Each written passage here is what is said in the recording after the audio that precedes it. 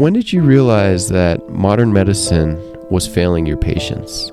I really started to feel like I'm part of a system that is making money off of people being sick.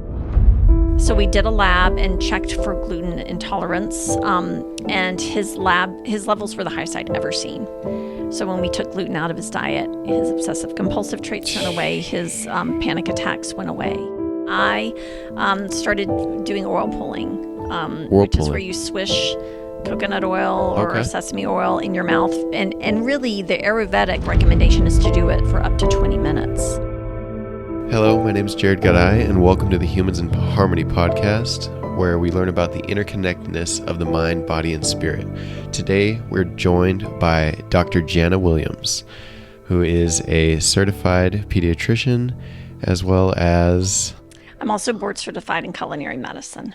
And the way we met was from my aunt. My aunt's daughter goes to see Dr. Jana, and she said, "You should interview Faith's doctor." I was like, "Really? Me and doctors usually don't get along." I mean, but she's like, "No, she's different. She likes the holistic lifestyle and looking for like home remedy type things, and she's always waiting to prescribe medication for last resort." So I was like, okay, sounds pretty interesting. Might see what it's all about. So we met over coffee, had some conversations, and we are like on the same page on most things. So I was super excited for this podcast, and I'm looking forward to this conversation. Thank you so much for being here, Jana. Sure. Thanks for having me. So, Your aunt is right. I do probably have a more holistic approach, but I think that's come over time. So I've been practicing now for 30 years, and before I went to medical school, I went to pharmacy school. So I was a pharmacist briefly as I trained in medical school, and so I had that background of medication, which I find medication can be beneficial at certain times, but I also feel that our body is meant to be healthy on its own and to heal in a lot of ways on its own, and that we have a lot of natural things that can help us to be healthy.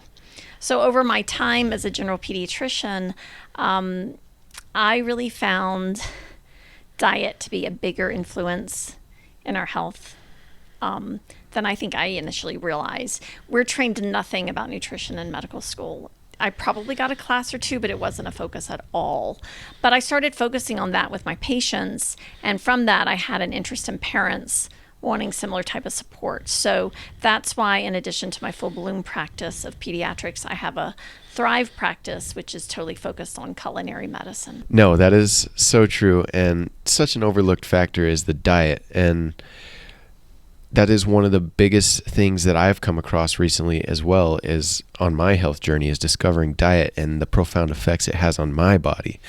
And it made me look into it and do all this extra research, and I'm coming to find out diet is everything. And it's so overlooked, especially in America. And I know you've got the inside experience. You went through the medical system and the schooling, and like you said, you guys barely touched on nutrition, which is one of the most important factors because it's one of the main inputs that we're putting into our body. Right. And you've got all these chemicals and ultra processed junk, and it's so normalized in today's world that people are just like, oh, we eat the Twinkies. It's just part of life. I think they trust that the system is providing them healthy food. Right. But it's not. And I always, remind people, Hippocrates, who I don't know how long ago he made this quote, but he said, all disease begins in the gut. Wow. And it is our entrance to the entire world, because what we put in and what we swallow is going into our body and affecting us. I will try to compare it to a tree.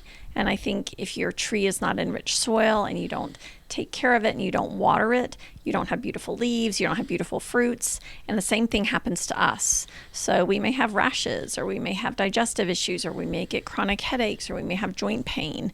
And so much of that can be improved through the diet. And at times, definitely, you need your Western trained doctor to support you too. But I think it's best to do as much as you can personally before you take that step. Absolutely. And from what I've seen is a lot of these medications are Band-Aids. Mm-hmm. They're there to treat the symptoms and just kind of hide them, suppress them so the patient feels better, but it never addresses the root issue. Right. And that's the biggest thing, is where I think diet can come in and take the lead, because diet, you can sometimes identify the issue and address the root cause to where you don't need this medication for the rest of your life. Right.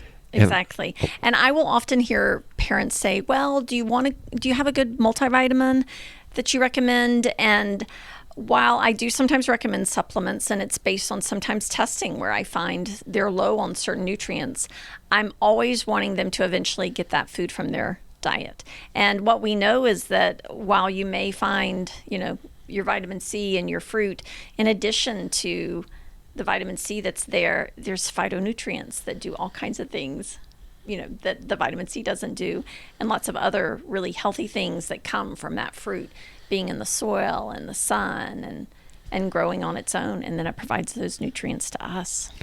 No doubt. And another thing I think about when I hear multivitamins is I'm like, okay, you've got a company making this, and at the end of the day, they got to increase their bottom line, right? They got to make profit off of this.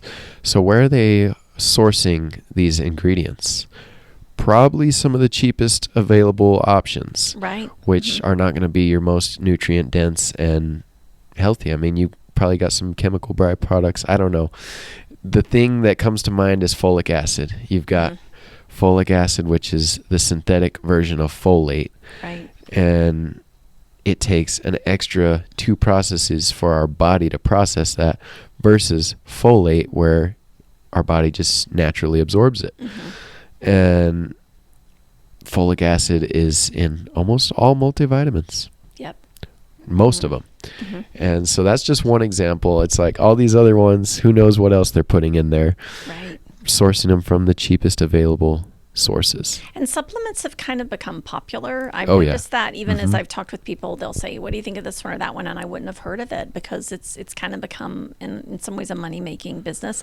Supplements aren't regulated, so you do want to make sure that if you're going to use them, you have a good quality one that's been tested, and making sure that if it says it has 5 milligrams in it, it has 5 milligrams in it, because that doesn't always happen. And I think they're starting to become so popular because it sounds like an easy fix. It's like, oh, I just take this supplement and I'm good to go. I can just continue my regular lifestyle. Right. But no, you got to go back and find what's causing your issues. And I say, similar to you, look at the food. Look at the food. And I think one of the things I've found through my Thrive practice is we will do some testing looking at foods, and some of the items that come up people don't expect. For instance, just recently I had 2 patients that have been taking turmeric. That's so popular now for inflammation. A lot of people are feeling inflammation for different reasons, and they both tested really high sensitivity to turmeric. So turmeric was actually making things worse. Interesting. Yep. And again, that goes back to kind of the source, like you mentioned, that is it really coming from a good source and the supplement interesting. They have. I've also heard this perspective about plants. Now, this is kind of where me and my mom have gone back and forth on this one, because she's always like, you need your veggies, you need your vegetable, you need your leafy greens. And there for a while, after all this research, I'm like, I don't think I need them anymore with this animal-based diet. I mean, some diets, okay, maybe you do need them. And like vegans, respect to vegans, all right? I respect that they're making a intentional choice on what they're putting in their body instead of just eating whatever. That's not the lifestyle I prefer to live. I eat an animal-based diet, and I don't think I need these leafy greens. And I haven't had blood work done in a while, but I should do that. And one of the perspectives I've heard about the leafy greens is the plants a lot of times have defense chemicals for their leaves, because it's a plant. Its food production source is its leaves. That's where it does photosynthesis and creates energy. So the plant doesn't want you to eat its food production source. So a lot of times they'll create these defense chemicals like oxalates and other types of defense chemicals, and those cause issues for some people. For some people, they do. For some people. Right. I would say the same thing with beans. Beans have lectins. And so now it's really even recommended that if you get beans, the dried form is the best. Soak it for 24 hours and then pressure cook it, and you're going to get rid of the lectins. But it is interesting. Some people are more sensitive than others. What I've seen over time is, I think It's really great to explore Absolutely. the diets and to learn what works best for your body. And that's something I wish that we taught when kids were really young, to learn to read their body. It's not uncommon for parents to come in and say, they just have a stomach every time they eat ice cream, but they never really think to not have the ice cream.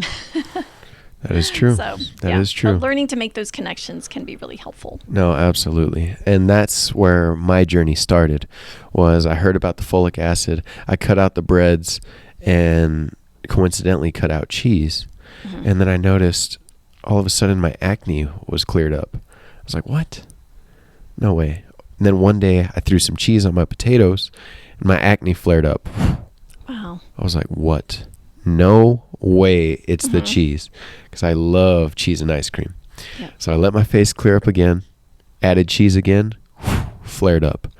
So I was like, wow, dairy is the source of my acne. And now to this day, when I have dairy, I'll have a serious breakout. Well, and when you and I were visiting a few weeks ago, we talked about where we sometimes see people that are not getting pasteurized dairy. And I think there's a group out there that's doing that. It's not something I'm very well researched in, but do you feel like if you have the non-pasteurized dairy that you do okay? Oh, absolutely. That's the crazy thing, is because I went like 6 months without dairy, which was torture for me because I loved ice cream and cheese. Right. And then one day I heard one of my favorite guys, Paul Saladino, he was talking about how some people that have issues with dairy can handle raw dairy because the enzymes that are naturally found in the raw dairy, they get removed during the pasteurization process. So just a quick run by pasteurization, they heat up the milk to kill the bad bacteria. Well, they also kill the good probiotics, the good bacteria, and the enzymes that some people need to digest dairy. And I think that's the case for me, because I can drink raw milk, raw cheese, no issues, and I can have a ton of it. Whereas I have one little piece of carrot cake where they used milk in the icing, pasteurized milk, and I get these pimples all over my face, which is, it's nuts. But the only way I found this out was the elimination diet. I cut everything out except for meat and potatoes, and then I started adding things back in slowly, and I could see what was affecting me good and what was affecting me bad. And then from there, I can make the choice. Right. And like you said, experimenting. Right. It takes some discipline, though. It takes discipline, but I feel people learn the best about themselves when they do that full elimination. And there are different ways you can do elimination diets, but the thought is it just lowers inflammation. So your body no longer has inflammation, and then when you add something and you make that connection. Yes. And I just think that is so much wisdom to be able to make a connection to a food that's bothering you. Oh, totally. Because then you can change the rest of your life. And imagine the impact it's going to make. Yeah, you got to make a little sacrifice and be disciplined for a month with your diet or 6 months, but the rest of your life, you're going to know what affects you positively or negatively. Right. How profound is that? Exactly. When you added things back in after the elimination diet, was there anything else that you noticed really bothered you besides the dairy? Seed oils. Okay. Seed oils. And this was a big one because seed oils are in everything. And like you said, it reduces the inflammation when you go on that elimination diet. And I didn't even know what inflammation was or what it felt like because I was feeling it 100% of the time. Right. So once I didn't have it anymore, the brain fog is gone. I've got all this extra energy. I don't feel bloated. And my stomach, I don't have these digestive issues anymore. So then whenever I do get some seed oils, like I love me some canes. I got me some canes one time and I could actually taste the seed oil in it. And I was like, whoa, interesting. And then afterwards I feel it. I feel the brain fog, the grogginess, the bloatedness. And I'm like, whoa, I never noticed this before because this was just normal. It was my normal life, just constantly inflamed. But once I got it out, then I'm way more sensitive. I can notice things. I'm like, whoa, what was that? Something's off. Yeah. I would say the same with corn syrup for me. Okay. Well, because corn syrup gets added to a lot of drinks. And I don't really have, flavored drinks very often now. But if you catch it, the taste, I drank it a ton when I was in my youth, high school, college years, and now I will not. I don't like the taste at all. So it's Absolutely. interesting how your body starts to tell you that it's not good for you. Like you said, you don't like the taste at all. Once you start shifting to these whole foods and high satiety foods, these satiating foods that satisfy your mouth and they fill you up. Yes. So you begin to start craving those foods and not the junk anymore. Because one of the things about the junk food is all the fast food companies, not all of them, a large portion of the fast food and ultra processed food companies got bought up by the cigarette companies. Yes. Which not very many people know about that. I thought that was interesting when I learned that too. And guess what? They make the food addicting just like the cigarettes. They add chemicals that make us addicted to them. And they also add chemicals to where it doesn't fill us up. Yep. So we have to keep eating to get that same fullness where we could just eat a grass-fed burger or a grass-fed steak and you're going to be full with one portion. Whereas you eat a Big Mac, you're going to be hungry in 2-3 hours. And that's so profound. And that's where people say eating healthy is so expensive. But at the end of the day, it balances out. I know. I think people don't want to think about having cancer or diabetes and how much the healthcare costs would be for that. So why not take care of yourself now? And really, what I have found a pretty common problem, in addition to say maybe the joint pain or abdominal pain, is sleep issues. And so when you're not sleeping well, you're going to end up having some brain fog because you're exhausted. And when people start eating better and they start sleeping better, that is just a game changer for them. Oh, totally. And that's what I'm working on myself. That's one of the last areas I need to really dial in is my sleep. And I've been working on it lately. So what are some tips to help improve your sleep? So what I'll usually recommend is a 3-2-1. Okay. And so no food 3 hours before bed, no liquids 2 hours before bed, and no electronics 1 hour before bed. Wow. So the part with the food is your body does not need to be digesting food when you're asleep. And it's not uncommon, I think, for people to maybe have a quick little snack before they go to bed. Yeah. So you don't need liquids because you're going to need to get up and go to the bathroom. And then the electronics we really know are stimulating the dopamine and really causing your brain to be excited. And what we want is for your brain to rest. So I'll recommend when you turn off the electronics an hour before bedtime to kind of have a routine because your brain connects to that. So you could go take a bath or shower if you want to, just, change, brush your teeth, and then sit and read and do something really calming. And it just really helps you to fall asleep well. Those are some great tips right there. I have heard eating late is bad, but I finally heard why. And like you said, our body cannot rest and recover and digest at the same time. It has to do one or the other. So if you eat late, your body's going to be digesting and not recovering.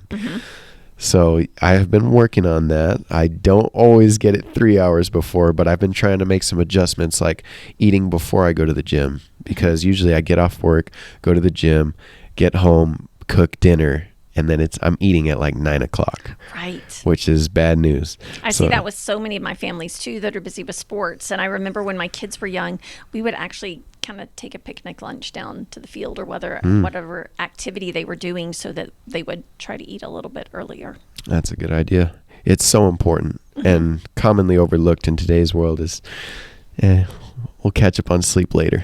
Right. And the other thing that I think is interesting is if you say made some bacon and eggs, had a nice big breakfast, you're going to use that and metabolize it better than if you had those bacon and eggs at 9 at night. Say you had breakfast for dinner. So we really don't need to eat a heavy meal at the end of the day. So if we're really looking at our metabolic health, we need that hearty meal in the morning and maybe something at noon and maybe a lighter meal at the end of the day. And we're a little bit opposite of that. I am definitely opposite. Yeah. Because I do intermittent fasting every day. And so I usually don't consume anything except for water or tea before noon. Okay. But maybe I should switch it around and do my intermittent fasting through the evening or start it later in the day. Start with a meal in the morning, maybe a big meal, and then a small lunch. I always do a small lunch because I take it to work. And then maybe a light snack, if anything, for dinner. Right. And then start the intermittent fast then. Yeah, it's interesting to see if you feel different. Yeah, it's worth a test, an experiment. Right, exactly. And I know a number of people who have done the intermittent fasting, and I think it has worked for some, and it's interesting, some it hasn't. It's very much like diets. Interesting. We're all just made a little bit different. Yes, yes. That's where the experimentation comes in. Right. You got to find out what works best for you. Right. And I think with that, the experimentation still always needs to be with whole foods. Absolutely. Because, you Absolutely. really can't. I know, as I've talked with families too, sometimes they're busy, and so they need, and I understand it, kind of buying frozen meals or things that they can warm up. But if you look at the ingredients, there can easily be 20 or 30 ingredients. And a lot of those ingredients are chemicals or seed oils, things that people are using to fill and make things taste good. And we really need to find ways to maybe meal prep with whole foods and either freeze or refrigerate, so that we're reheating what we made. Absolutely. And it's made with whole ingredients. That is so important and very rare today because of, I think one of the biggest issues is convenience. Mm-hmm. So what are some strategies that people could do? I think you mentioned freezing. Right. What else can people do to make it easier to eat health food or whole foods? Well, and I think a lot of times when people meal prep, they'll make a little bit extra so they can take it the next day. I know one of the popular items that we'll have when we're busy is we'll make a grain bowl, which is, where you have a grain, whether it's quinoa or rice or brown rice, and then you add your fish or your chicken, and you throw in whatever vegetables are from the fridge. So that may be carrots or peppers or broccoli or sprouts. And then we'll use a sauce that we make on top. So there's all kinds of yummy sauces like chimichurri or lemon dill. And so when I make that, often with leftovers, I may even prep a few extras to take to work. Very nice. So, yeah. I do something very similar. Just with my dinner, I'll cook a little extra. That way I've got lunch for the next 2 days as well. Pack it up. There you go. Right. Yeah, that's perfect. This time of the year, I think soups are so easy too. And you can make a big pot of soup, and you'll have some extra soup, and soup freezes well. It's a great idea. Yeah. Great idea. So when did you realize that modern medicine was failing your patients? What was hard is, I think, when I see patients that come in frequently and feel that need for antibiotics, and while sometimes antibiotics can make things better, I think there's a lot of negatives that we find from antibiotics now. And so I really started to feel like I'm part of a system that is making money off of people being sick. And I think a lot of my patients are open to, how can I be healthy so I don't have to see you as much? But it has taken time to educate, because I think our world even teaches that. Oh, you have a runny nose. You know what? You probably need some antibiotics. Yeah. And there's so much benefit to letting your immune system respond to whatever's going on. Maybe take some time and rest. I know that's, again, not encouraged that much, but resting allows your immune system to work. It's interesting. Parents will often say, gosh, they were sleeping all day. And I know that would be concerning if you see your child sleeping, but sleeping really allows the body to work at healing. Wow. So that is so profound, and I can't believe it's so uncommon, because I truly believe that most doctors have a good heart. They're out there doing their job, trying to help people, and that's their passion, and that's why they do what they do.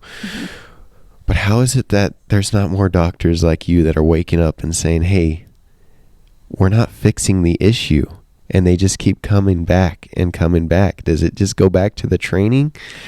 I bet it's probably training and probably our own health journeys. There was a time where I started to have some issues where my joints were just kind of achy, and I thought, oh my goodness, I can't be having achy joints. And that's probably when I dove into the diet part myself and healed my joints from changing my diet. But you're right. There is a small group of people that are leaning that direction. But I find even, with, colleagues that are very much trained Western, and they feel the benefits of that and don't necessarily see the negatives. It's just kind of how they are. I think that it's nothing I push, but I think if I have colleagues that are intrigued, I'm happy to talk about what I'm doing and how they see benefits. And there may be times where our patients overlap, and they may be aware of some things that I've done with their patients that have helped them to be better and may be curious about it. So that seems the easiest way to change. I think about that with most recently, and I think some people who may be watching have heard about Casey Means, and she is a physician that trained at Stanford and then went to Oregon to do an ear, nose, and throat fellowship or specialty in to become board certified in ENT. She dropped out before she finished that program because she felt the same thing. She said, I'd learned a lot about how diet could help headaches, but yet as an ENT training, we look for surgical ways to fix headaches. And she just felt like she wasn't doing what she really wanted to do when she went to med school. So she dropped out. She wrote the book Good Energy, which I highly recommend for anyone to read or to listen to. I just finished it yesterday. Did you? Amazing. Yes. Amazing. Mm-hmm.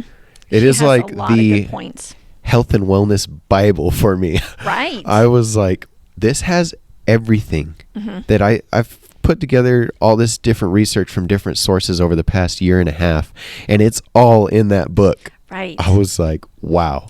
And what I would say is there are so many people that have come before her that have also touted similar things, and it's something about the way she has presented it, and it may be a little bit of timing with her releasing it, that a lot of people are really listening and making those changes. I think it's really interesting too how she talks about wearables, like using your glucose monitors to maybe see what your blood sugar is doing, or to track, your heart rate variability, your sleep on these little apps. But I've been doing that, and I think it's interesting. I can tell when I'm really stressed, my heart rate variability goes down, and then maybe I don't get as much deep sleep. And so it really kind of encourages you to make those changes because it's better when you have a higher heart rate variability, and it's better when you have your deep sleep. It's a good point. Similar to working out, when you're actually tracking things, you can see the data and the results and make adjustments accordingly. Right. Yeah. And one of the things she mentioned in there that I thought was interesting is the studies have shown, I think it's increased longevity if you get 10,000 steps in a day. Yes. And I was like, oh, I'm sure I'm doing that. You know how she said everyone underreports it? And I look at my watch and I really was underreporting it. So I'll get up every morning and work out. And then I am kind of doing stuff during the day, sitting at my desk or, moving from room to room, but I'm not kind of walking heavier steps. So when I travel, I get up to 10,000 steps. But on a day-to-day basis, I was getting 2,500 steps. So I was totally underestimating, like she said most of us do. Oh, yeah, same here. And I'm also a huge advocate for 10,000 steps per day.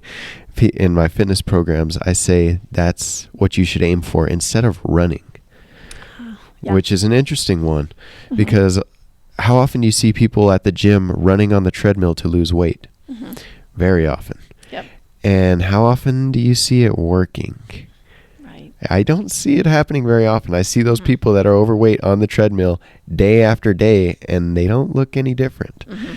And from what I've seen or researched is that when you're doing intense exercise like running, it increases your hunger. And then you go overeat a lot of times with junk food, and then you're never going to lose weight because you're way over your maintenance calorie level. Right. And that is one of the more important factors when it comes to losing weight. Now, walking, on the other hand, does the similar cardio effect without increasing your hunger as much because it's a much less intense workout. So I'm a huge advocate for 10,000 steps per day. Right. Well, and one thing that I think is interesting too is she'll recommend walking after a meal. Yes. In addition to adding in the steps, but then it really minimizes that blood sugar spike after meals, which is so important. And I think people don't realize how that blood sugar spike is probably not good for their health. When I was first in training, it was not uncommon for a child, say, to come into the emergency room with low blood sugar because they had been throwing up and had a stomach bug. And over time, they would come into the emergency room and their blood sugars would be 200 or 300. And they were drinking a lot of soda to try to balance being sick. And I thought a lot about it because I thought, well, what's in that soda? Because I didn't see that in the 90s when I was first training. And I see it more now. I was just thinking the other day, how crazy is it that when you're sick, they say to drink a Sprite? Is there any backing behind that? It's interesting. So when I was in pharmacy school, I remember one of the pharmacists telling me that sugar often coats the stomach. So I don't know if there's anything to that. That was just passed along to me, nothing that I've seen in research. But I do think that we try to balance at least water with electrolytes. And so probably I see maybe a little more of the Gatorade. I do sometimes see ginger ale. That was often common. I think that's the ginger that's in it. They're probably healthier ways to get ginger in you than ginger ale soda. Loaded with sugar. Right. Yeah. And even the electrolyte, options with, Gatorade. I'd still probably rather make my own. Absolutely. I do not drink Gatorade at all anymore for several reasons. 1, sugar. 2, added food colorings. Right. Blue 5, yellow 40, red 6, which is what? A petroleum-based product that our bodies cannot digest. So what happens with it? It ends up in our body somewhere. It comes out somehow in some type of health issue. And what else? I've heard that the Gatorade bottles, whenever they pour the liquid into the bottle, it's boiling hot. Oh, interesting. And what happens when you put boiling hot liquid inside of a plastic container? Right. And the plastic melts. Microplastics leach in. So those are some of the many reasons I avoid Gatorade. Yeah. And instead I take Celtic salt for my electrolytes. Yeah. I carry a little baggie with me everywhere I go, and a little salt before I drink some water. Seems to be working good for me. So, and that's a question that often comes up at Thrive with people working out. They're like, do you know of a good electrolyte compound? And every time they'll tell me what they're taking, and we'll look it up, and there's always something. Always something. Not great. A sugar, added coloring. And they have touted it as being healthy, as a good option for electrolytes. Yeah. Well, how many health foods are there that are marketed health foods that are not? 100% fruit. Yeah. Yeah. Yeah. There's so many. 5 grams of fiber. Uh-huh. Yeah. Even some they'll say organic or whatever, and it's not organic, but or there's nothing in there that could be organic. It's like, what? Right. The regulation of that industry is not great. And it's interesting because, if you look at other countries, there are things that they will not allow. Like Kellogg's cornflakes in Europe are different than Kellogg's cornflakes in the U.S. And my daughter is actually now in Ecuador, and she said the Cheetos in Ecuador are not the same as the Cheetos here. And I was first of all bummed that she had tried Cheetos in Ecuador, but I think that's a concern because I think some of the compounds that make you crave it, they don't allow. Wow. So crazy. Yeah. Another thing, my mom and sisters just went overseas to Spain and Italy, and they didn't have any bloating. They're eating all kinds of breads, pastas, a giant bowl, no bloating.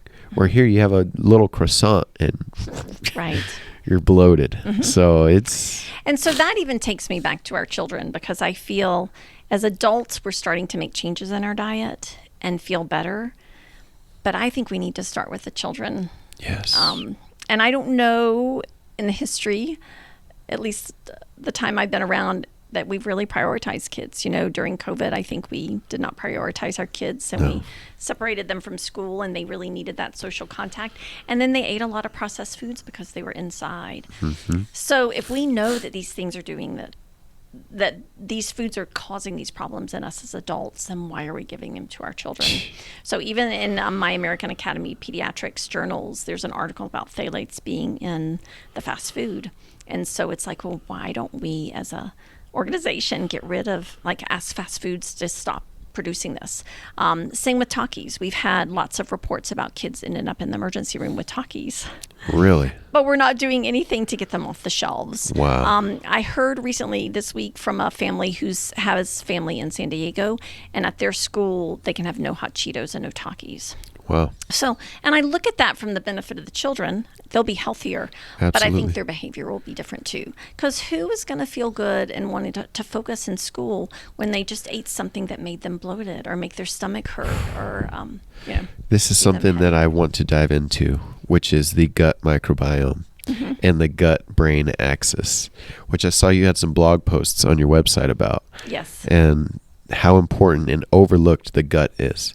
Can we dive into that for a bit? Yeah. So what we found over time is that these processed ingredients and these meds and chemicals that we put in our body are changing the gut microbiome. So I think it was in the 80s that we discovered the genetic code, and we went from there to discovering the human microbiome. So I think we have 5 pounds of bacteria in our body. We used to always think bacteria were bad, but it's really a balance. There was a time in within our digestive system that it came out, Helicobacter pylori is really terrible. Well, It's supposed to be there in a small amount so that it can stimulate acid in your stomach. And when you have acid in your stomach, it's going to help digest your food, and it's going to kill some of those bacteria that come in through the food that would make you sick. But when it gets into high levels, it can cause ulcers. But we were actually treating, people with high levels with antibiotics and things to kill the Helicobacter pylori when we really needed it in small amounts. So because those antibiotics are killing your good bacteria in your gut. Right. So there's a big push now to kind of repopulate the good bacteria. So you'll hear a lot about fermented foods. A lot Raw of people, milk? Yes, that's one of them. Now, and a lot of people feel they're eating yogurt and they're getting good bacteria, but I would say the processed yogurt that has things added to it, the colors and all that, that's really no good. And honestly, I would even say probably your plain yogurt is the best option if you buy it commercially, but making homemade yogurt is better because there are ways to do it where you will ferment the milk and it'll grow bacteria in large amounts. You can always get probiotics, but I think that's, again, you're just spending money, and if you could learn to bring it in from your diet, that would be so much better. Absolutely. Just like the multivitamins. Where are they sourcing these probiotics from? And I've heard mixed reviews that the sourcing can make a big difference. And also they, like you said, they're unregulated. So they can be claiming they've got this in there and it's not quite so. And it's interesting. Gummies have become so popular. I'm very much an anti-gummy person, Same partly here. because of it sticks to the teeth. And even if they brush their teeth afterwards, studies have shown that they still have residue of the gummy. I don't know if this is true, but I had a medical student working with me, and he said, I just read an article about how they just spray the vitamins on the gummies, which is like, how do you even measure how much is in there when you're spraying it on? But I've looked at a few of the brands that are kind of popular right now, and they'll have 1 billion CFUs of probiotic. So that's like nothing. If you go and buy one that's refrigerated, say at one of the grocery stores, probably you're going to have a higher number. And they've done studies showing that 50 billion CFUs twice a day for 12 weeks will help the gut. So like 1 billion a day to me is just kind of wasting your money. And usually there's sugar and added food colorings in there as well. In those gummies. Exactly. So what are some of the best foods that we can have to improve our gut microbiome? Well, eating whole foods to begin with, but also for the probiotic benefit, a lot of the fermented foods. Okay. So kimchi, I think, has become popular. People I've heard will of throw that. that on their salads. Kraut, I don't think is as popular, but a lot of people love kraut and sausage. A lot of things have been pickled. We don't really think about pickles being as beneficial, but there's still a way to start. Like if you're trying to get comfortable with that flavor, and of course yogurts, kombucha, kefir. I've actually had a number of patients that post-antibiotic will drink some kefir, and that will kind of help them to feel better. Wow. But I definitely like for patients to be on probiotics when they're on a antibiotic. Oh, for sure. Right. I had to take some recently for a staph infection that I got from jiu-jitsu. And I was just like, I felt horrible taking the probiotics because I knew I was going to be nuking my gut microbiome. Yep. And I do so much to take care of it. I'm like, but I have to take them because this is a bad infection. And that's a strong antibiotic usually. Yeah. But you're right. And what they say is you can really make positive changes within about 3 days. And I've seen that in the patients that I'm working with at Thrive. Often when we eliminate foods, if they're really good about following it, they will see improvements within a week. If they're feeling really good and adding something back in, kind of like the time where you tested with the cheese, usually within 72 hours, you'll feel better again. So, while that's a time I think where, you need that for modern medicine because, that infection could have made you sicker. Yeah. But now we know a good way to kind of balance it when you're done. Nice. So with all the clients that you've seen and taken care of, what has been some of the most profound changes that they have made to their bodies with diet?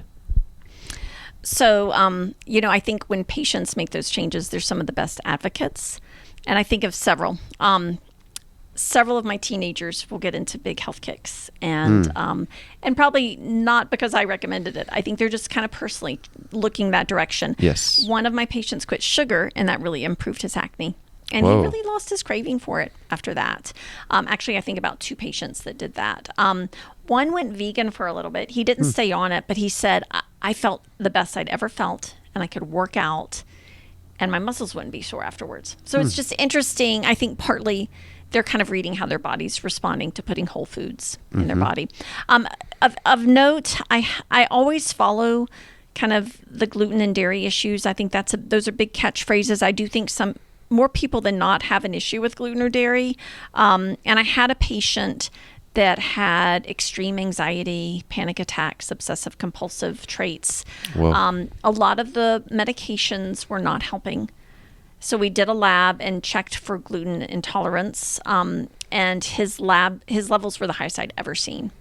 So when we took gluten out of his diet, his obsessive compulsive traits went away, his panic attacks went away. It was kind of a 180, very interesting. And it was so great for him to see that, because I think his family even thought, this is crazy that this could make a difference. But then they added it back in, and his little obsessive traits came back. And really, there are plenty of people out there who have anxiety and panic, and gluten has nothing to do with it. So there's so many reasons, but to know that you could control it by your diet is great.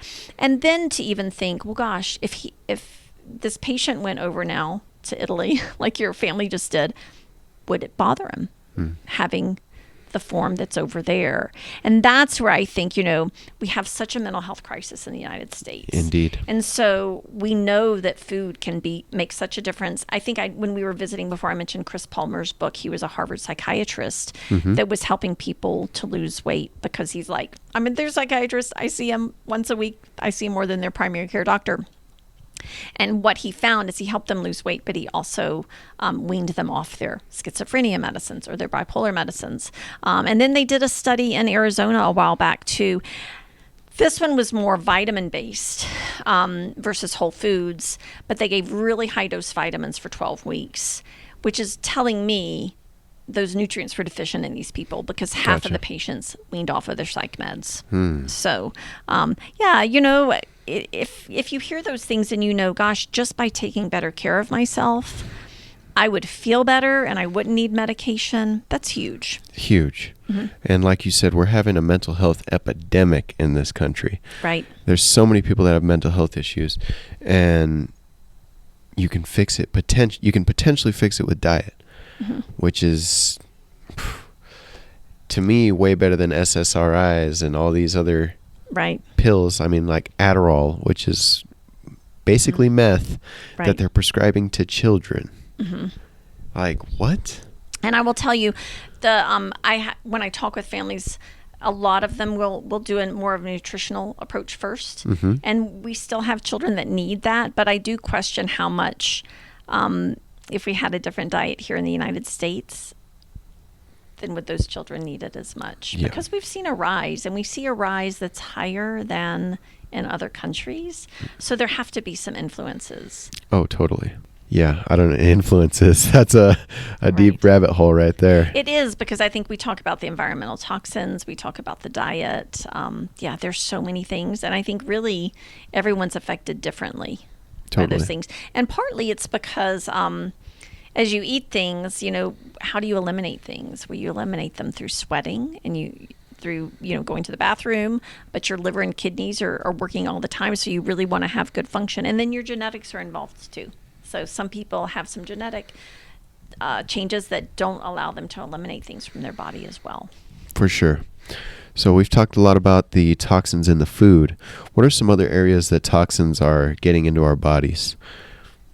Maybe like our cleansers, our lotions. Personal care products. Right. And then our cleaning products can be pretty strong. And you may even notice if you shop at some of the more natural food grocers or Sprouts, they have a lot of products that are different. They're not your name brand products. And I think it's because they have chemicals that are compounds in there that are less irritating, toxic. For sure. Yep. What do you have any recommendations for replacements for those? Well, the way I like to clean in my own house is using like water and vinegar compounds and essential oils. Same here. White organic vinegar for cleaning everything. In those big jugs. You can get a large volume of it, right? Yes. And then for soaps, I go unscented, which some people think is crazy, but turns out if you don't eat a bunch of junk food, you don't need a scented soap bar to smell good. Right. That's so true. Yeah. So unscented unscented deodorant, and got rid of the facial cleansers, got rid of the moisturizers. Now I'm using beef tallow on my face. I know that's become really popular. I've been pretty happy with it. Beef tallow and coconut oil. Okay. And I like it. Right. And toothpaste. I started making my own. Did you really? Yes. That is cool. Baking soda, coconut oil, and cinnamon. Wow. And I don't know about you, but before, when I'd brush my teeth, even when I got these better toothpastes, because obviously I wanted something that was fluoride-free, SLS-free, right, sodium lauryl sulfate.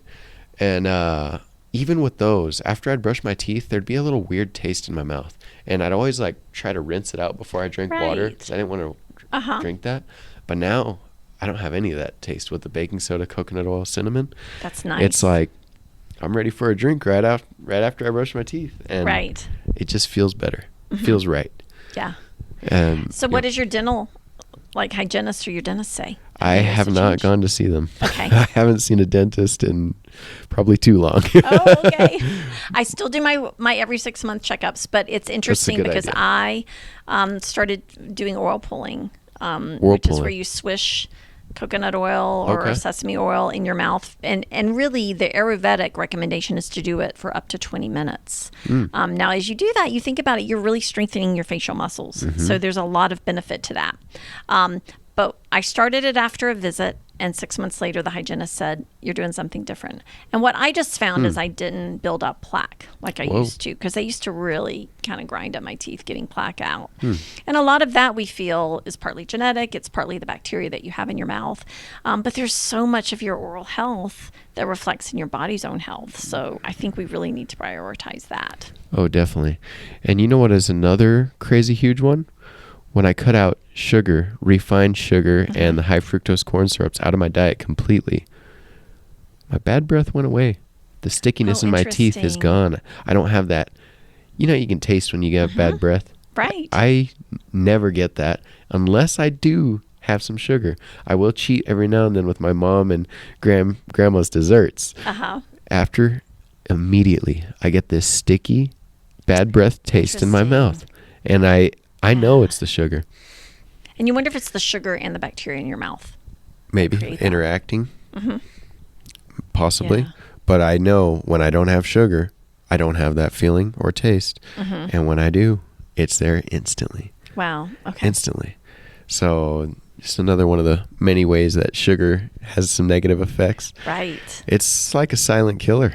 It is. And it's in everything. It is in everything. And you said a teenager cut it out. I was like, whoa, that's impressive. I know. And I think part of it is, it's hard to go through your teenage years. And when you have acne, you feel awkward about it. It's horrible. But that was the motivation that both of them had felt. One of them in particular had seen it with his older brother. And he knew that if he cut it out, it would help.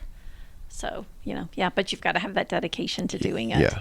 But if they look at the amount of sugar, and I don't have the numbers in my head, but like the pounds of sugar that we're eating every year, they have dramatically increased. And then you look back at a time and there really was no sugar. No sugar. Yeah. And we've really created grains in our modern world. And I remember talking with my parent when my mom, I told her that, I was going to go gluten-free. And she says, they say you're just going to miss out on all these nutrients. And it's like, you're really not. There's nothing in bread that is not found in other things. For sure. Right. Have you ever looked at the nutrient profile of a steak? I haven't. It is loaded with all kinds of vitamins, unreal. Well, and what I would say is that as I talk with people, it's really best to have that steak that's grass-fed. Oh. So if you are someone that's sensitive to soy or corn, which you may not even realize if you are, but then that becomes the diet of the cow, then that nutrition is going to change in the cow's meat. The cow is what he eats, and then we are what we eat. Right, so exactly. In turn, we're still getting those. And then a lot of times that corn and wheat are blasted with chemicals. So yes, I always get pasture-raised 100% grass-fed beef. However, I do say, some people will ask me nutritional advice, I'll say taking conventional beef is a much better option than ultra-processed food. Right. Because a lot of them will say it's too expensive to get grass-fed. I'm like, okay, start there with conventional and then build your way up to grass-fed eventually. But it's a huge leap ahead of ultra-processed food, just having conventional beef, I believe. Yeah. But yeah, it's true. I prefer grass-fed. At the recent culinary medicine conference that I went to, we actually made dinner in the from the dollar store. So that was one of our challenges and one of the workshops that I was in. And that was kind of their thought too, is, while that's not your first choice, there are canned vegetables that you can season well and make pretty tasty meals with. So teaching people that it is affordable to eat healthy and it's tasty. It's so really tasty. important. Yeah. Another thing people give me crap for is they see my meals, and I eat kind of the same thing pretty often, like one or two meals. That's pretty much all I go through. And they're like, how do you eat the same thing every day and not get sick of it? Like, I don't know. It tastes amazing every single time. I think all those people at the Chick-fil-A line were probably in that Chick-fil-A line yesterday, and they're eating the same thing over and over again too. True that. But you do kind of get to certain flavors that you like. And I try at least every week to grab, I didn't have broccolini, so I'm going to grab that this week, or, get some cauliflower. So I try to rotate out things because we can become such creatures of habit. For sure. Yeah. For sure. And I should probably do some more experimenting here pretty soon, but so far I feel amazing and the food tastes great. So if it ain't broke, don't fix it. Oh, that's how I feel. So I'll squeeze in some new things here and there. I just bought a squash from the farmer's market, which I'm going to try for the first time today. Yeah. It's like a pumpkin looking squash. Never cooked one before. See what happens. One of my good friends helped with the Lyle's family farm and the maize that's always so popular, and brought just a ton of different squash over to my house when she was done. And she just went through each one explaining how you could use them to cook. So far I've done butternut squash and then the spaghetti squash, and it really was delicious. And it was just amazing to me how we have gotten away from using those items. They've just become decorations, and we don't even think about using them for food. Crazy. What do you think about farmers markets? So this is the thought with the farmer's market, is that if you could get all your nutrients there, you're going to get the highest nutrients. Why? Because it's fresh from the local farms. So if you go to the store, they've been shipped from somewhere else. I was even talking to someone recently, and they were talking about on their farm, how they don't sell any of it locally. They ship it somewhere else. But there's been studies showing with how many delays from the farm to your table, the nutrient count decreases. Yes. Now, there are definitely times where they'll take some vegetables from the farm and, kind of quickly freeze them, and that's a nice option, but not everything tastes good coming from a frozen bag, But definitely, there's a trend around regenerative agriculture, and I don't totally understand it, but I think it's the idea of rotating the fields where you use it for something and then use it for something else. And then because you're not constantly putting the same items on there, the soil becomes richer. So, and we have a few farms here locally that are doing that. Yep. I have done a little bit of research into that myself. Not a whole lot, just recently tapping into it, because it's like you said, it's kind of a buzzword right now, regenerative farming. And I actually grew up on a farm myself. Okay. And so I'm very familiar with conventional farming and understand why there's a need for it and whatnot.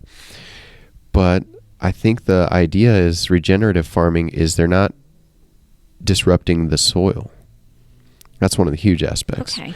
Because conventional farming, whenever they change the crop at the end of the year, they got to do a bunch of dirt work. So they disc the field, which ultimately destroys the biome that's in there. Right. There's a bunch of bacteria and organisms, an ecosystem that's alive in there, and then it gets destroyed, which destroys your nutrient profile.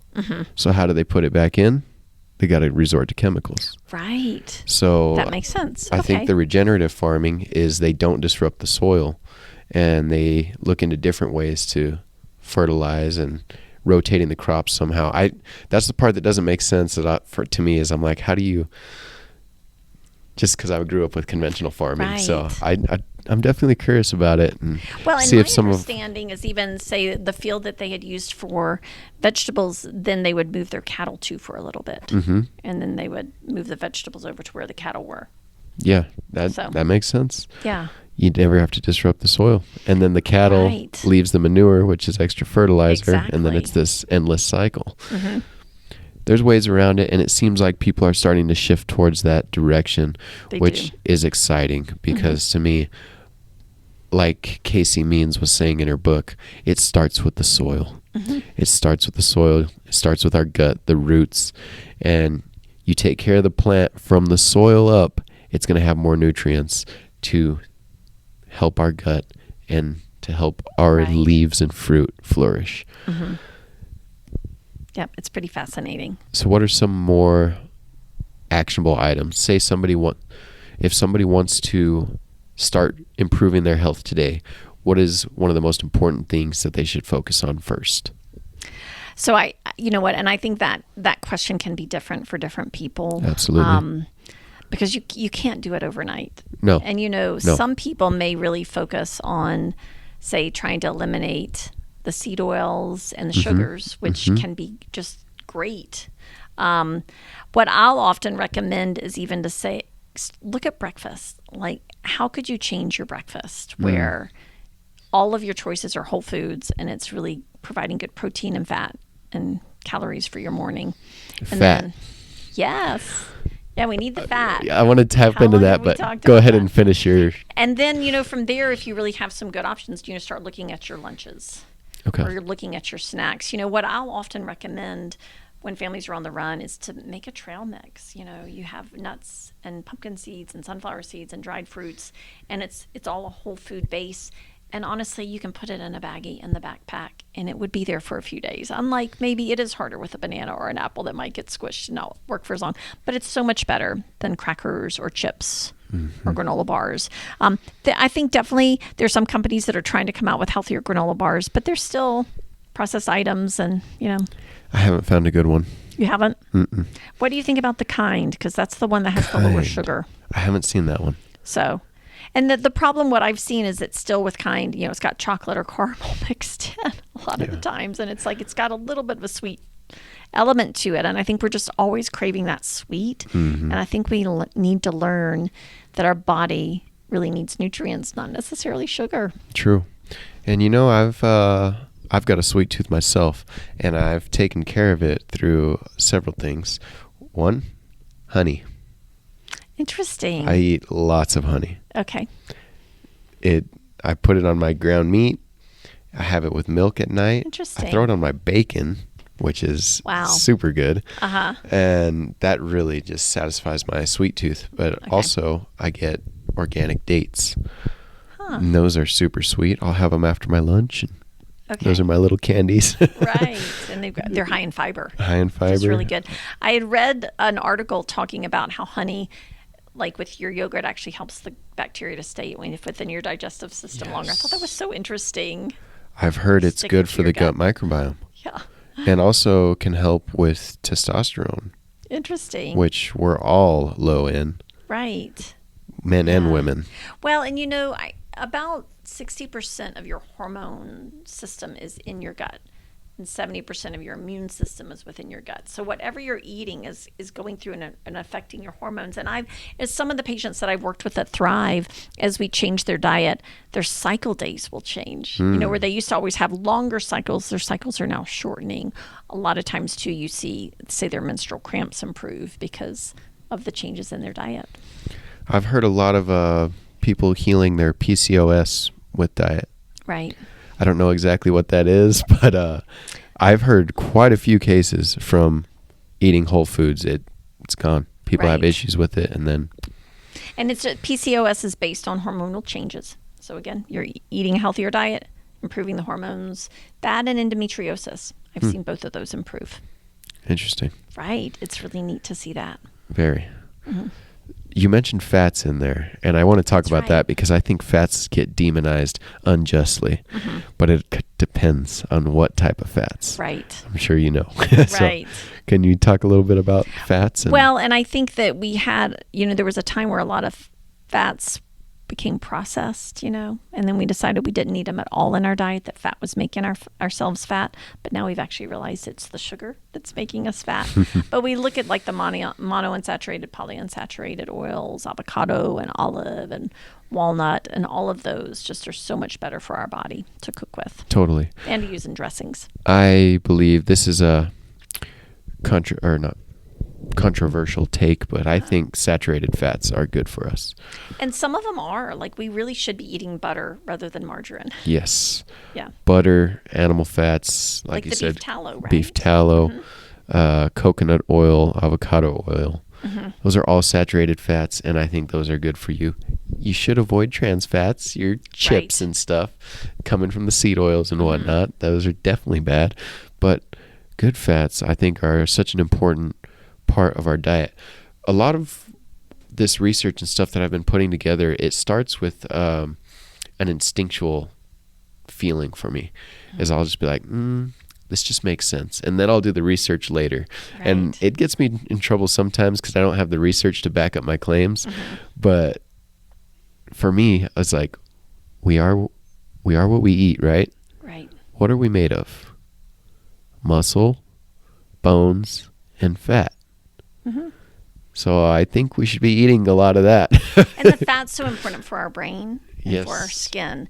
So it's not uncommon for me to see patients sometimes where they have kind of bumpiness on the outside of their arms. I had that. Yeah, and so that correlates with an omega-3 deficiency. Really? So eating more omegas, anchovies and fatty fish like salmon, My like son has it flaxseeds really and bad. Yeah. And So I need to get tell him lots it's of from his omegas. diet, but Yeah. I was thinking it was the sugar, but I don't know. Yeah, I've just seen omegas really improve it. Omegas, okay. And that's the other thing I think about with fats. I think a lot of times people felt like that made their cholesterol high. We actually know triglycerides will rise because of sugar. And there's been an increase even in the youth now where we have so much sugar in the diet and the liver can't process it all. So kids are getting fatty liver. So, and we're seeing it in adults too. And you can't really look at someone and say, oh, you have a fatty liver. It's not necessarily people that are overweight. People that are thin, that are eating too much sugar, can have fatty liver. I've seen cholesterol is being demonized as well. And from what I've researched, cholesterol is not the issue, but it's getting blamed for the issues that sugar is causing. Yep. So I don't know. I haven't dug into the different types of cholesterol, and maybe some are good, some are bad, or is it all good? So we do feel that some is good and some is bad. And they've been following the apolipoprotein B now, which is one of the forms, and feeling like if you have a high level of it, that's not as good.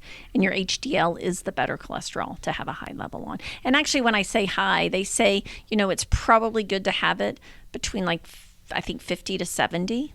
They've found some, it's kind of, what my understanding is, it's kind of a U-shaped curve. If it's really low, it's not good. If it's really high, it's not good. Yeah, because some people say, don't eat eggs because they give you high cholesterol.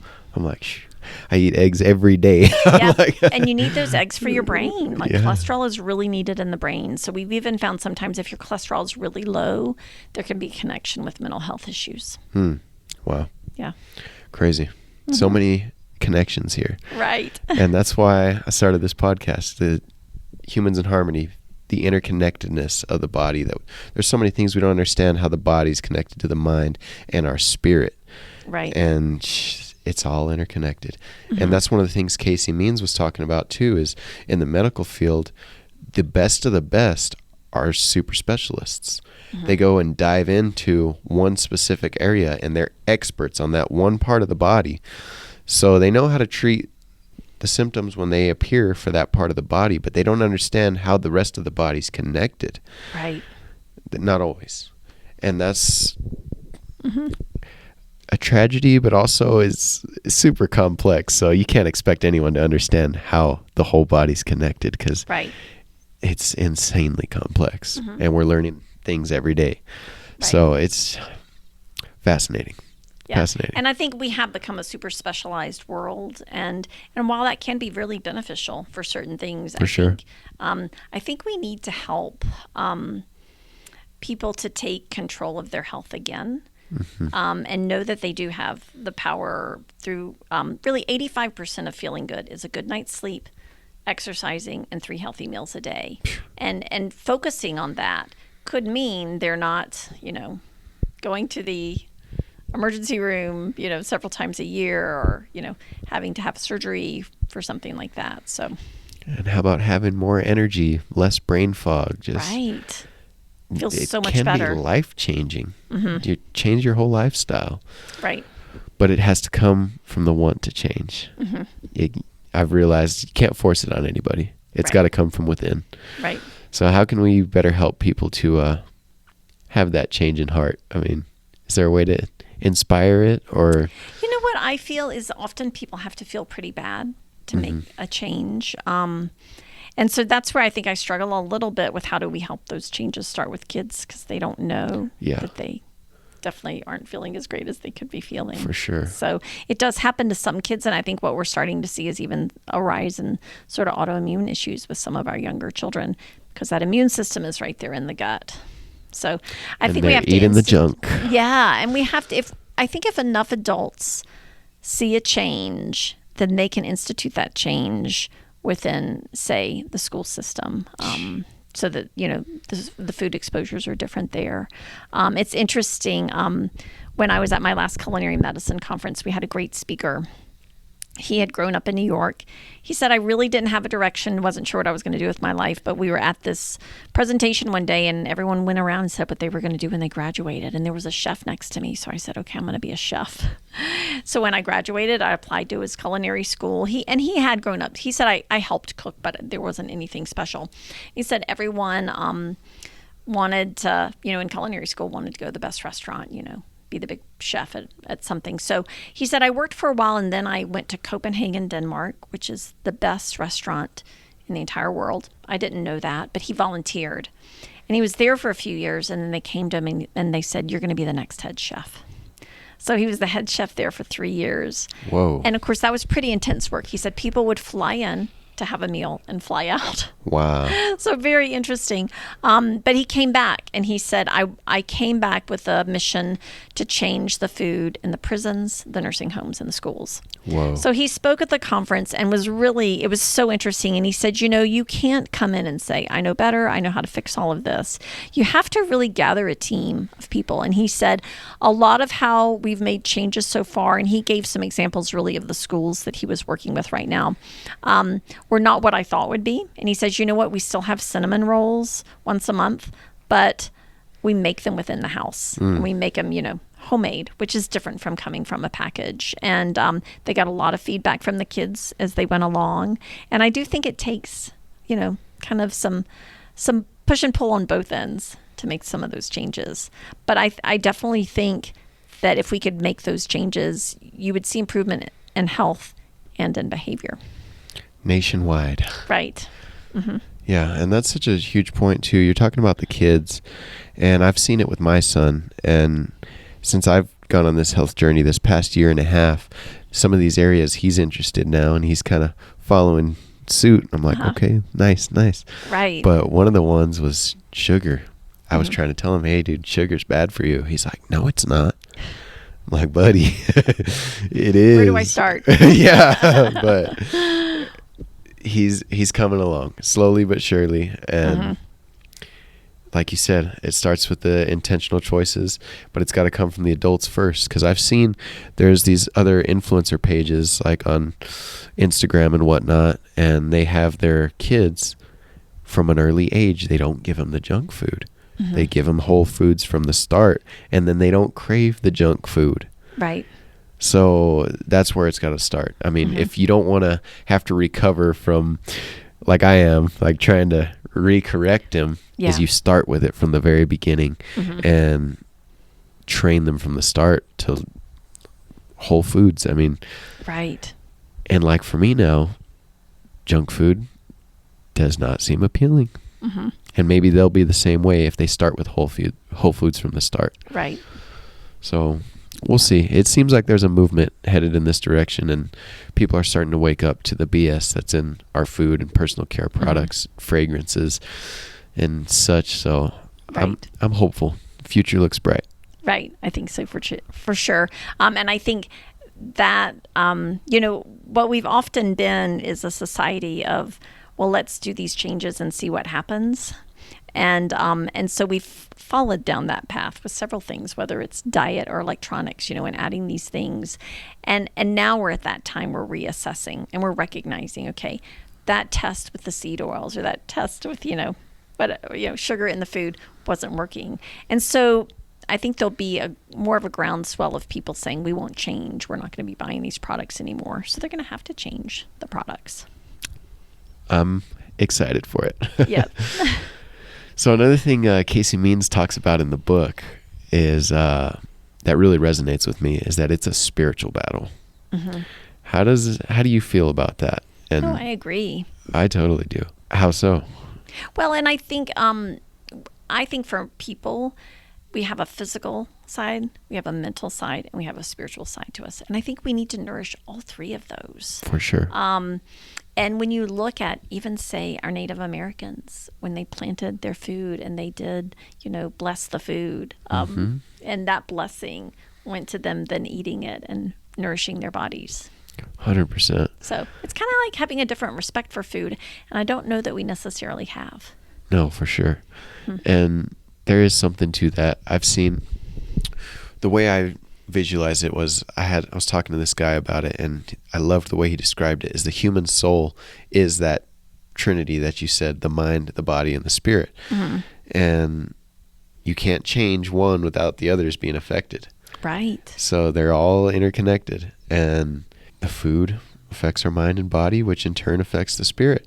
Mm-hmm. And you can turn that back the other way by having some mindfulness and gratitude before your meal, saying grace and enjoying the benefits that this meal is going to provide for you and feeling that deeply in your soul. Mm-hmm. And then that food in turn, I believe, nourishes you better. Right. I agree. What about some of the darker aspects of the spiritual battle? Like maybe that this isn't the choice of a free market. Like maybe there's some outside influences adding these chemicals into our food with maybe some not so good intentions. Yeah, I don't know that I've read much about that. I think I want to think that most people are good in the world and they would not be doing that. But just the fact that they're putting something in our food that makes us crave it is a concern. For sure. For sure. And then you eat the food that makes you crave it, which causes the symptoms. Then you go to the doctor that prescribes the medication that is only a Band-Aid for the symptoms, which causes all these other side effects that you now need more medication for. And then it's this endless loop. Mm-hmm. And I feel like all these people are in cahoots with each other up top, whether it's making the laws or paying each other to put out this information, like paying scientists to put out these studies that are putting out false health information. Mm-hmm. That's happened countless times. It's really hard because you'll often see companies sponsor the research. And you see, I still remember, the Coke companies would invest and put their machines in the schools, probably at low cost, or even paid the schools to let them put them there. And then they made lots of money with people buying the Cokes. And I think that's whether that's elementary or college or after. Yeah, I feel like we, more than anything, want to teach our young children how to grow and appreciate their own bodies, but also how to filter some of the information they get out there nowadays, because that information is an information overload, whether it's social media or just your regular browser on the internet. Yeah. And now they're exposed to so much with the internet. Crazy. And I think as adults, with a little more knowledge in our life and a little more life lessons, we still struggle with that. Oh, yeah. There's scams all the time that happen. Uh-huh. Totally. Yeah. Sorry, we'll bring it back a little bit. How about water? Yeah, I think, water is important. It's interesting, too, because I think I tend to preference filtered water, and a lot of people do. And I think there are some things we filter out. But I've followed a few physicians who, one in particular, has said if you look at spots on the map where lithium is low in the water, you see higher cases of Parkinson's. And who knows if that's a true connection? Because I think a lot of times people will connect things that aren't necessarily correct. For sure. But I think that's interesting that he has a concern that lithium has been taken out, and that maybe we could benefit by having a little bit of lithium in our water still. Interesting. The problem I have is, how do you get the lithium without all the other crap? Yeah. So, I mean, I don't know if you've seen the EWG.org. I usually reference that for parents to go and, like, say if they have a sunscreen or another product, to see where they list it. And I think, do they test the water for you? Okay. Or you can look based on your zip code. Yes. That's it. You put in your zip code, you look up your public water system, and it shows you all the chemicals that are above regulation in there. So have you looked at the zip code that you live in? Is it concerning? Wow. Very bad. Wow. And all of them are. Okay. There's all kinds of chemicals in there. Like atrazine. Have you heard of that one? I've heard of it, but I don't know much about it. It's the one, famous Alex Jones. I don't know if you know him. He's a conspiracy theorist guy. Okay. He's like, it's turning the frogs gay. Oh, okay. I think I remember hearing that story. Yeah, so atrazine is making us more feminine. Okay. And that is found in many public water systems. Where does it come from? How does it get in the water system? I think it comes from fields, crops. It's a sprayed chemical. Okay. And leaches into the ground, and then I think that's how it is. Which is a big concern they had in Flint, Michigan a while back, where something from a chemical plant had gotten into the water, and they were even concerned about it being connected maybe to some of the autism cases. So yeah, who knows? There was like 50 different chemicals in the water here. Yeah. And I'm like, that's not great. Right. And we drink water all day, every day. And I wouldn't think that the filters or the water softeners that we're putting in at our houses are doing much with all that. From what I've seen, most do nothing. Unless you have a reverse osmosis filter. Okay. Sorry, we had a little technical difficulty right there. What were we saying? Something about sweating? Well, we were talking about, water and, of course, the toxins that you get exposed to, which I do think we have to realize toxins are always around us, and we want to minimize them, but we want to also maximize how we get rid of them. And so one of the benefits we have in Las Cruces, in the summer at least, is sweating. So it's good to get out and sweat, because your skin is one way that you lose the toxins, in addition to having a good functioning kidney and liver, or 2 kidneys and liver. Great point. I love saunas, which is a nice way to get your sweat on. It is. As well as hot yoga. Right. Which I've heard you're an instructor? Right. Really? Yeah. And you know what? When I started taking yoga, I just felt the benefits from sweating so hard. I just felt really good afterwards. I felt like your muscles could move more. But yeah, just over the time, I think I started yoga. It's been 20 years that I've been taking it. And so, yes, over the last few years, I became certified. And so I'll teach some too. And it's interesting to, I think, you think yoga is something where you're always learning more about your body, and you're learning more about the control of your mind and calming your mind. And absolutely. So, yeah, there's so many benefits to it. I love it. Yeah. I've been going for maybe half a year now. Okay. Hot yoga. I love everything about it. It's mind, body, and spirit. And the one thing that Casey Means talks about too is it's so important to expose ourselves to extremes of temperature. Yes. And in addition to the heat, Wim Hof has really touted the cold plunging and how good it is to lower your body temperature, or really sit in cold water, but your body temperature will lower, and then you shiver to raise that temperature back up. And I think if there's any person that would have not done it, it would have been me. And we had a friend that was teaching, and so we did the class, and we were just kind of goofing off using our backyard pool to see how we would, benefit. And I started to really notice it made a difference in my day to just cold plunge for 3 minutes. And so I've kind of made it part of a regular practice. My understanding is if you come from like Finland and Norway, They will even roll their babies in the snow when they're tiny to strengthen their immune system, which is interesting because anytime around here, if we get a cold, we think, oh, I was outside in the cold weather. But I think that's such a myth. Yeah, we need extremes of temperature to kind of challenge our body and challenge our immune system rather than stay in the same temperature all the time. Awesome. So what type of benefits do you see whenever you cold plunge? I feel that I just feel energetic and feel kind of like I manage the day a little bit better. I don't get too worked up about things, which is kind of nice. Yeah. No, I definitely feel the same way. It's wakes you up real quick. Doesn't it? Like, woo! It's like, all right. That's the long. I did it first for a minute, but then I gotten up to 3 minutes, but that's still the longest 3 minutes. I listened to a podcast with Andrew Huberman, who also is really an interesting. He has some interesting topics on the show, but he had David Goggins on. Okay. And so he said to David Goggins, you know what happens when you plunge is your amygdala grows, which that's the old part of your brain. And if you start to get comfortable with it, like you kind of like it and you're not kind of, I don't want to do this, it doesn't grow anymore. Yes. I think that's so interesting. That's fascinating. Yeah. Obviously, that's a good thing, I guess, if your amygdala grows. But it's like it's a good thing to kind of challenge that part of your brain. Yes. Increases your willpower. Because your body says, hey, we shouldn't do that. Right. And you say, anyway. We're going to do it anyway. Yeah. There's some power to that. Right. And there's just the thought that if you challenge your body physically, it's going to allow you to handle those stresses that you are exposed to mentally on a daily basis. For sure. Yep.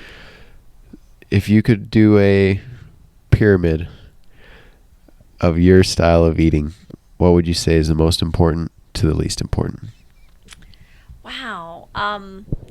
Whole foods, I think, is important. For sure. No sugar, no seed oils, good hydration. That would probably be the basics. For sure. How about for you? For me personally, I do proteins as my base. Mostly meat and eggs. I'm not opposed to veggies. I will have some, like I eat lots of sweet potatoes. I prefer more like things that grow in the ground like that, carrots, onions, versus the leafy greens. However, I will have some leafy greens. I'm not anti-leafy greens, but I don't buy them. And then next section is fats, dairy, butter, animal fats. And the top section is the carbs, which it's I get almost from your fruits. Reverse of the triangle. And yeah, literally. You really put it more in a triangle than I did.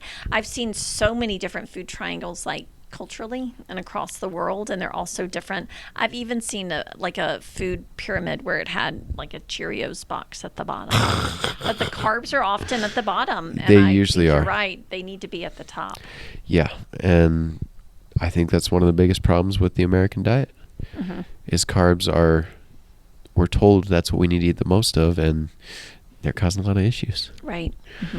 Causing a lot of issues. And in the Bible, bread is a health food, but not in America. Right. So it used to be a health food, but now it's nearly impossible to find good bread.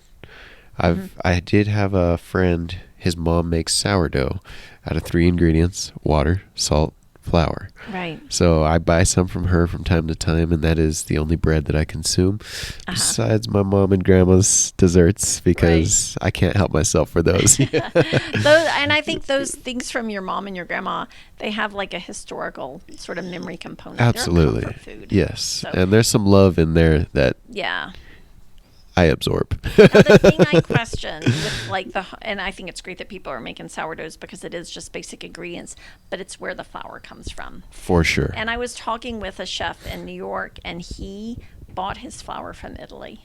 Whoa. And he said it didn't have, I'm pretty sure he said potassium nitrate. I'm probably, messing that one up, but there was some kind of chemical that we're putting in our flours here that affect our gut. I believe it. And I've heard Italy has the best flour, the best carbs. Interesting. So that is amazing. I have checked, and she does get a flour that has no folic acid, but I don't think it's organic. So I'm like, Interesting. I want to tell her, hey, can you get the organic? Because they have an Yeah. organic version, the same brand. I'm like, hey. But Right. it's like she's making it. I don't want to. I don't wanna ask know. her. That sounds delicious. I do love a good It is sourdough good. bread. It is good. What's one health misconception that you wish everybody understood? Well, I think one is people feel that we really need bread, and I don't think we need it. Yeah. And you know what I really saw is that recently, my daughter was in Ecuador, my son was in Africa recently, so we traveled when they were there, and I remember saying to my kids, "Do you realize we've had really no dairy or carbs like gluten in like 3 days?" Because they made our food with everything but that. But our American diet is so full of that. Yeah. So full. Yeah. So what'd you guys eat? So when we were in Africa, it was probably more corn-based and vegetables. They had more beef. They would call it braai, kind of like a barbecue. In Ecuador, lots of fish, lots of pickled onion. I thought that was interesting. And potatoes. And they also had corn. It was so interesting going to the farmer's market because all the vegetables weren't pretty. They were straight from the farm. Yeah. And we are so used to vegetables even being modified to look pretty. Yeah. They're all dirty and full of dirt. Right. Yeah, exactly. Wow. And I imagine there wasn't very many obese people there. No, and everyone walked around a lot. Right. Yeah. There's power in the food. There is. Power in the food. All right, I got a few closing questions here. So with your 20 years of experience, if you could go back and give 18-year-old Jana some advice, what would you say? Oh, I think I would have told myself about the sugar early on because I think that led me down the path of feeling so much worse. And so I would have, been eating whole foods from the very beginning. And you know what's interesting about that? I've always sort of been interested in more nonfiction books, but I remember around that age reading a book, and I think it was called The Maker's Bible, or The Maker's Diet. But the young man had grown up with a naturopathic family, gone off to college, had a wild time, ended up developing an autoimmune illness, and then went back to just eating whole foods, like all the things that God has given us, and healed himself.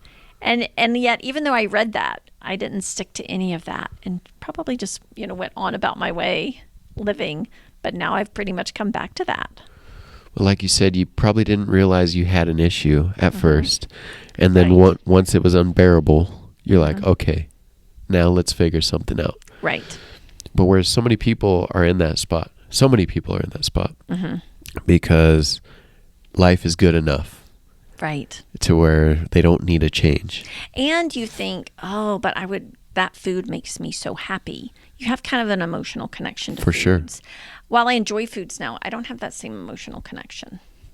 So, which may be a little bit of kind of like what we're saying, some of the chemicals in it make you develop that emotional connection that's unhealthy. I have heard that. Like sugar in your gut causes you to want more sugar. Right. Your gut microbiome gets addicted. Yep. I've heard it's an actual addiction. So, totally. Crazy. But for those people that are content with where they're at, what I'd say to them is you don't understand how incredible you could feel if you just cut it out. Yeah, I know life feels good and normal as it is, but if you tried it for a couple months, just see how you feel. And maybe you won't ever want to turn back. Maybe. Yep. It's worth a try. You mentioned some books in there. What are your top 3 favorite books? So I love Casey Means' book, Good Energy. It's amazing. Yes. And then Chris Palmer's book, Brain Energy. Brain Energy. Is what it is. Those are probably my top 2. And I'm trying to think if there's, when it comes to just for more like a spiritual, mental, I love the 4 Agreements. The 4 Agreements. Is that the one with the leaves on the front? Right. I haven't read that one. It was by a Toltec, Toltec young man. He was, Mayan maybe from Mexico. But yeah, nice. Good words of wisdom. Very nice. Yep. We love that. Where can people find you? So my practice, Full Bloom Pediatrics, is just by Mountain View Hospital. My practice, Thrive MD, is right on Foothills, right off of Foothills, kind of across from Cholitos. Very nice. Websites for both of them are online, and has our contact phone number and emails online. Awesome. So.